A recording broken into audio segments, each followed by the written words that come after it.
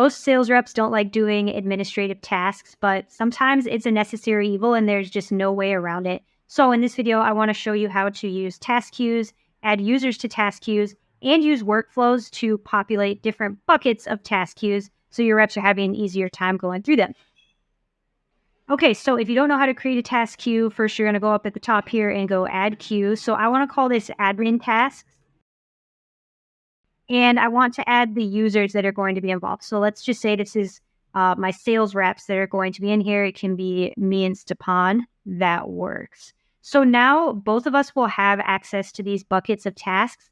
Automatically, the person logged in is going to have the tasks filtered to see which ones they own, but you can also look at the other tasks in the queue as well. So why would we do this? Well, if I've got 10 or so admin tasks that I need to do at the end of a day, I don't really want those lumped in with all of my outreach tasks. I would like to, as a salesperson, go through one kind of task at a time. It helps me get through them quicker. So if we can bucket all of these kinds of things into one queue, we can maybe address it at the end of the day or at a certain time of the day and run through them a lot quicker.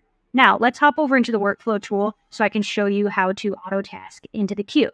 So for this example in the workflow tool, let's say that you want to task your reps to fill in the lead source if they bring in a contact and the lead source is left unknown after X amount of time. So we want to task the reps, but we don't want to overwhelm them. So let's use this task queue. So when I go to record management and do create a task, let's call it something. Okay. But here's the part that's going to really help your reps. If you scroll down here, add it to the task queue. Instead of just having it go directly into all of their general tasks, we want this to go into admin tasks. So now, if it ever happens when someone doesn't fill in this property, let's jump back into tasks.